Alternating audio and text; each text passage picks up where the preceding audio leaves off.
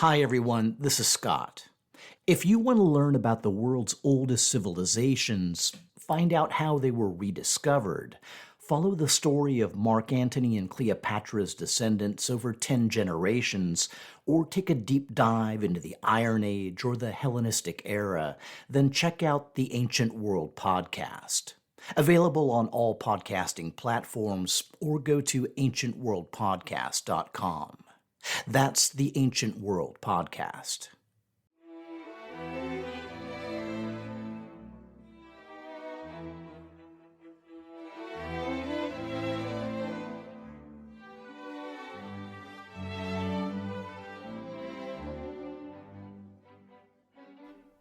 Welcome to Pax Britannica. Season 3, Episode 37, The Alliance to Restore the Republic.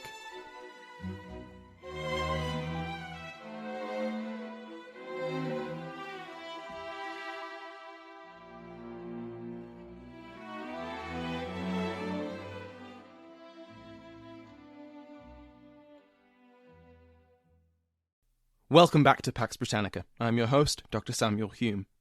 Before we begin, let me welcome the new members of the Patreon House of Lords. Rightis Martinatis, Earl of Dunkeld, Andy Ross, Earl of Perth, Mike Sampson, Earl of Kensington, Christopher Lovegren, Earl of Grantham, and Ronald Henry, Earl of Arbroath. They've also been joined by Anders Baron Hansen, Thomas Baron Morton, Thomas Baron Bennet, Francis Baron Salkowitz, Baron Caroyne, Michelle Baroness Winslow, and Dawn Baroness Saliti. If you want to join their ranks and listen to the podcast without ads, go to patreon.com/PaxBritannica.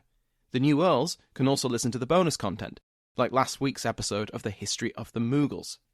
Last time, we saw the end of Glen Cairn's rising. After their successes in 1653, the Royalist rebellion suffered a series of setbacks throughout 1654. Divided from within by Highlander and personal politics, and without the support promised by the exiled Stuart court, the Royalist cause couldn't withstand the pressure of the government offensive. The end of the Anglo-Dutch War freed up political and military resources for the state, as well as the ruthless talents of George Monk, who returned to Scotland to replace the exhausted Robert Lilburne. Through a campaign of rigour and ruin, regions of rebel support faced fire and sword. Enthusiasm for the Stuarts waned in the face of starvation and violence, and soon the rebel leadership agreed to Monk's generous terms. Today, we head back down to London to welcome the latest attempt at parliamentary government, the First Protectorate Parliament. Elections had been called in the summer of 1654.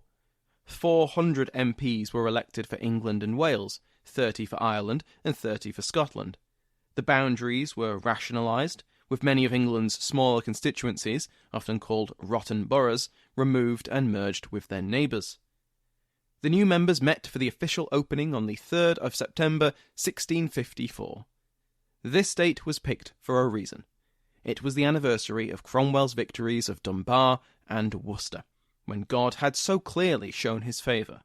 The newly elected MPs, or about 300 of the 460, gathered in the Painted Chamber, where they were addressed by the Lord Protector. Seated in a chair of state, beneath a canopy, and with all the trappings of sovereignty, except for his head. There was no crown there, but a hat, which Cromwell removed as he stood and addressed them. It was a Sunday, so though it was the official opening, it was very brief, and dominated by sermons. The MPs elected their speaker, and then Cromwell told them all to come back the following morning for a proper opening address. That morning, Lord Protector Cromwell opened with a speech that was short for his standards. They were here to end things, to end the instability which had plagued England and the Three Kingdoms for 15 years. The nation needed healing, both spiritually and physically. He and his council had already set the ball rolling over the previous months. They'd decreed more than 80 ordinances, as the instrument of government permitted, which had addressed some major reforms. These needed to be approved by Parliament, which he had no doubt they would. He promised he would uphold the instrument of government, and stated that he hoped, quote, that this ship of the Commonwealth may be brought into a safe harbour, which I assure you it will not well be without your counsel and advice, End quote. It was a statement of the Protector's intentions. He wanted this new system to work, and that required a successful Parliament. Cromwell was full of optimism. This optimism lasted about a day before Parliament went off the rails. The new franchise had excluded most royalists, for obvious reasons, but the founders of the Republic could not be easily sidelined. This included figures like John Bradshaw, the once provincial judge who had sentenced a king to die and been the most strident champion of the new English Republic. His position and reputation meant that he was a shoo-in for a seat in his native Cheshire. So, there he stood, in the Painted Chamber, watching the man he saw as a traitor to the Revolution wax lyrical about the Commonwealth and the greater good. Also joining Bradshaw in the Painted Chamber and sharing his disgust were Sir Arthur Haselrig, Henry Vane Jr. and Edmund Ludlow, among others. They were similarly outraged by Cromwell's earlier affront to parliamentary privilege. These Commonwealth's men, as they came to be known, wanted to restore the Republic, or as much of it as they could, and this new Protectorate Parliament would be their vehicle to do so. These were old faces in the crowd of new MPs, men who had never served in Parliament, any of them, before. These esteemed veterans met with many of them, and explained, very persuasively, that they were representatives of the people, where true sovereignty lay. It had been declared so 5 years before, and it was still the case, whatever Lambert's instrument of government said. Everything since the dissolution of the Rump had been unparliamentary, and they now had a chance to make things right. So the Parliament of 1654 soon resembled the Long Parliament of 1641. The head of state had told them what he wanted them to do, but they were completely within their rights to discuss their grievances and make changes to constitutional forms.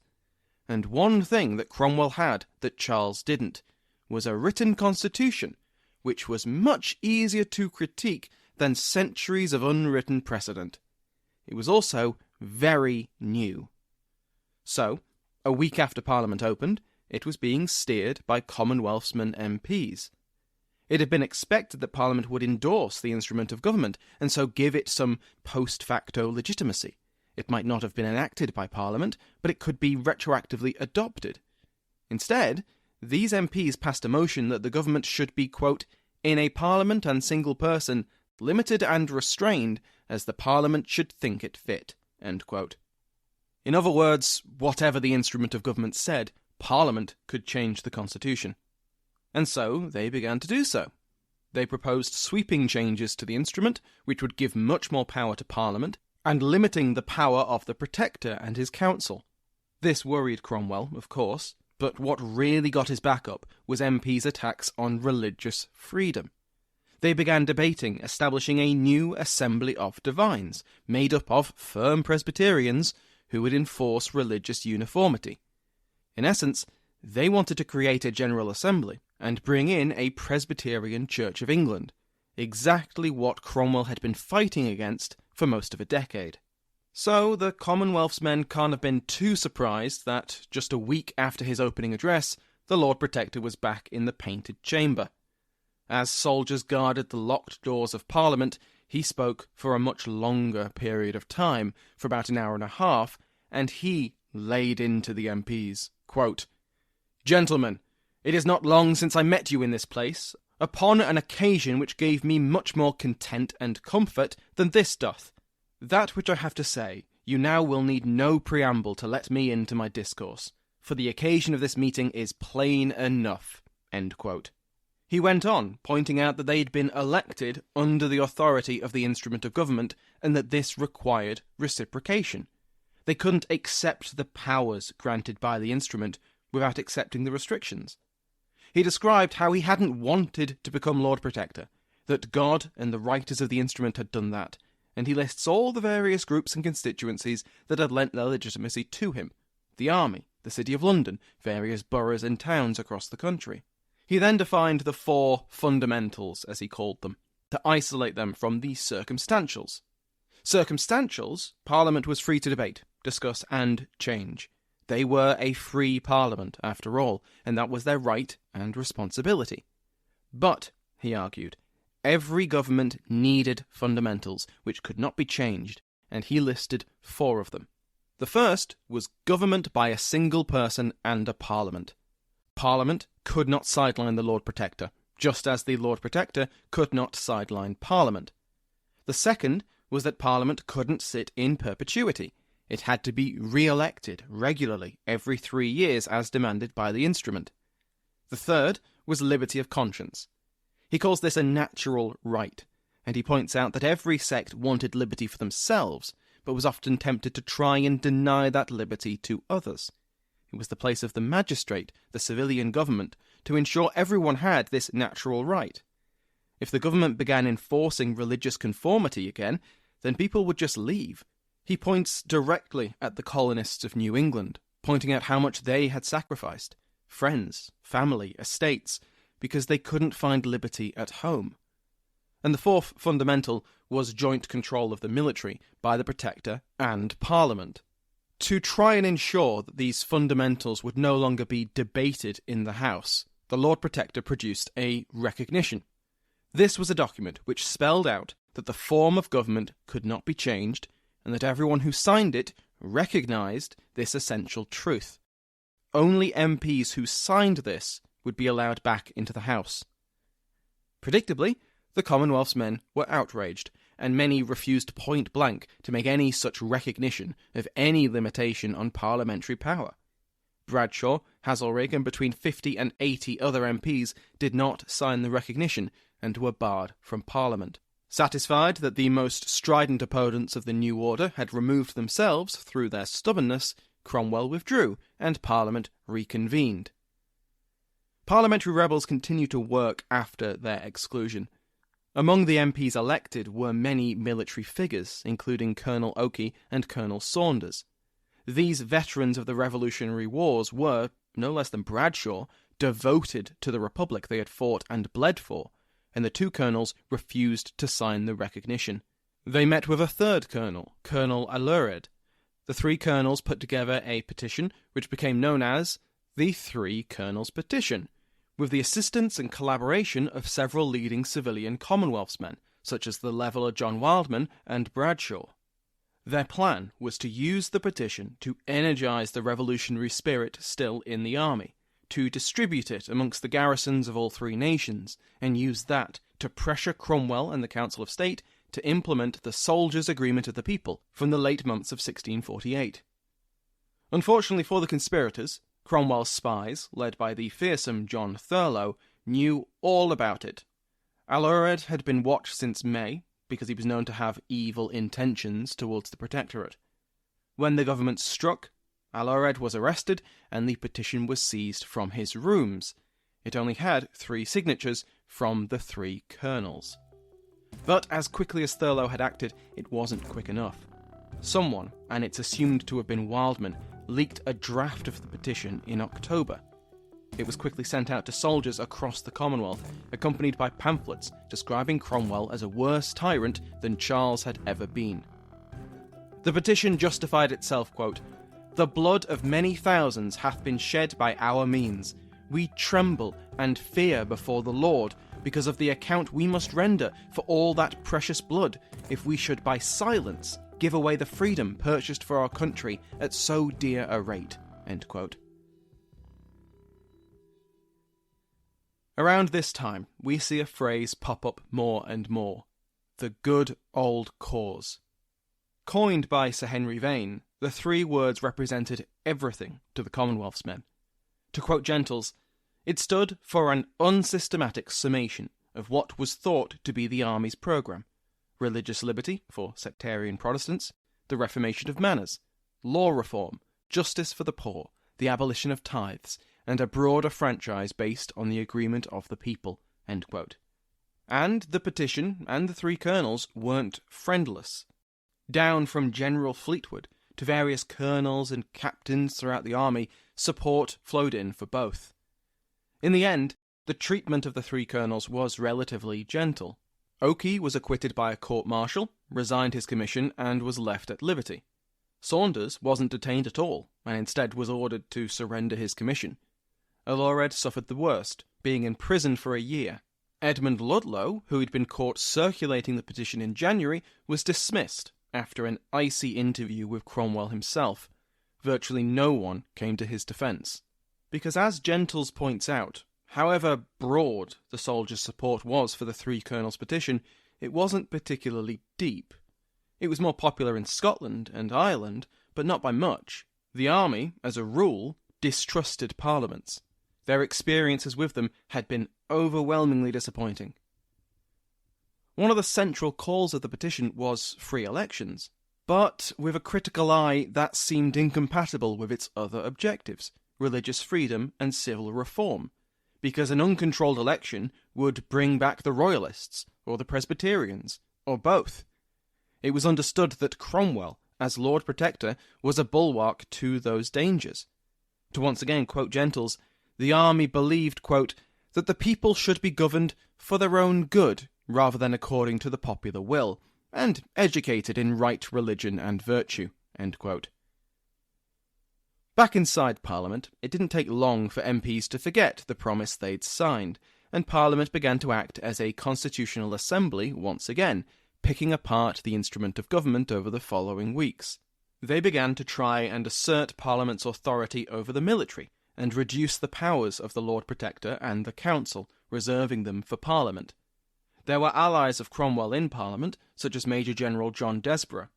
Desborough had an issue where he'd take his foot and place it firmly into his own mouth. It's a terrible condition, and it flared up again for him in October, when, frustrated with his parliamentary colleagues constantly pushing the boundaries of their power, asked why they were, quote, reluctant to trust the Lord Protector with the hearth, that not long ago had the whole, and might have kept it without any competitor.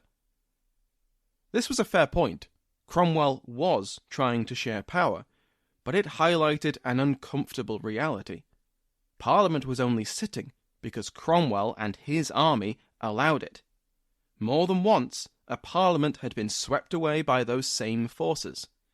Whether he meant it as one or not, Desborough's words contained a veiled threat.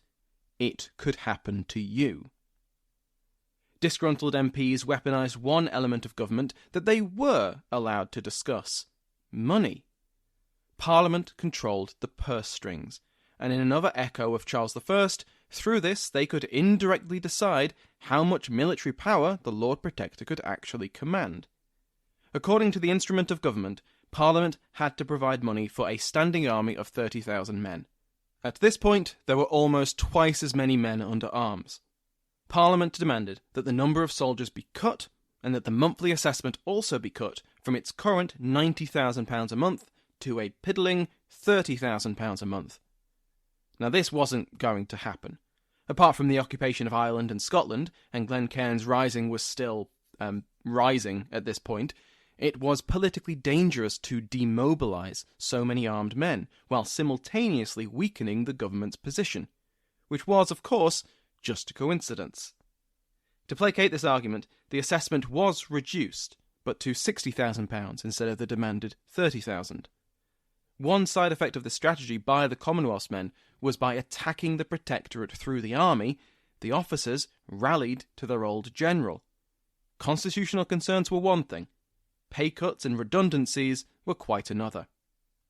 All the while, the Commonwealth's men pressed on with their parliamentary constitution. Soon, the draft bill required Parliament's own consent to be adjourned, prorogued or dissolved.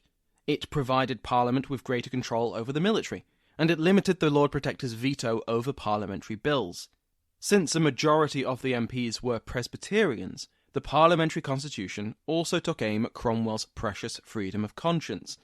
It didn't immediately clamp down on the policy. Instead, they put in a clause to prepare the ground for future changes. Quote, such bills as shall be agreed upon by the Parliament for the restraining of atheism, blasphemy, damnable heresies, to be particularly enumerated by this Parliament, popery, prelacy, licentiousness, or profaneness. Any bills covering these topics were to become law, quote, within 20 days after their presentation to the Lord Protector, although he shall not give his consent thereunto. To clear up the early modern language, any laws Parliament tried to pass on religion could not be blocked by the Protector's veto. With a Presbyterian majority in Parliament, this almost guaranteed a Presbyterian church, just with a few extra steps. The Presbyterian MPs recognised, just as the army did, that Lord Protector Cromwell was the greatest champion of liberty of conscience, and they wanted to tie his hands. MPs also drafted about 40 other acts on everyday things, but it was this constitutional bill which took up most of the Parliament's energies as the Commonwealth's men dominated the debates throughout December and January. It was also the greatest thorn in Cromwell's side. Parliament clearly wanted to upset the balance of power established by the instrument of government, but what was Cromwell going to do about it? According to his own rules, Parliament could not be dissolved before it had sat for at least 5 months, which would be the 3rd or 4th of February 1655. His council and his advisers urged him to be patient, but Cromwell was so furious with his first Parliament that he couldn't wait that long. Someone noticed that the wording of the instrument of government, which specified the 5-month mandatory sitting of parliaments, didn't specify what kind of month. Obviously, Lambert's intention had been that this would be 5 calendar months, like everyone used. But the Lord Protector really wanted to dismiss the Parliament early, so he counted the period in lunar months. This meant that the 5 months would be up on the 22nd of January 1655. It would shave less than 2 weeks off the minimum, and look very underhanded to exploit a loophole like this, especially for such a short amount of time. I think it shows how frustrated Cromwell now was with the Parliament, and that he was worried about the danger it could pose in those 2 weeks. So against the strenuous advice of his council, he penciled in his calendar, his lunar calendar, of course, the 22nd of January as the day that Parliament would die. On that day, Cromwell addressed his Parliament for a 3rd time, and it was not a pleasant speech. He berated the MPs with nothing short of contempt. Quote, "Weeds and nettles, briars and thorns have thriven under your shadow. Dissettlement and division, discontent and dissatisfaction, together with real dangers to the whole, has been more multiplied within these 5 months of your sitting than in some years before." End quote. He criticised the Commonwealth's men for, as he saw it, ignoring the will of God. He was Lord Protector, and they were MPs in this Parliament, because God had seen fit to place them there. They were, quote, "without God in the world, and walk not with him, and know not what it is to pray, or believe, and to receive returns from God, and to be spoken unto by the Spirit of God." He went further, declaring, quote, "I speak for God, and not for men," end quote. These words could just have easily have been said by one Charles Stuart 25 years before. He ended his tirade by saying, quote, "I think it my duty to tell you that it is not for the profit of these nations, nor fit for the common and public good, for you to continue here any longer." End quote. When the Lord Protector finished, the MPs were no longer MPs. The First Protectorate Parliament, intended to sit for a minimum of 5 calendar months, survived for 4 months and 19 days. That was a record that Charles would have been happy with. Before we finish, I'm pleased to announce a new show that I've been working on for the past several months. Winds of Change will be a documentary history podcast looking at decolonisation and the end of the British Empire. Unlike Pax Britannica, it will be seasonal. Each season will look at a different part of the empire and how it won its independence.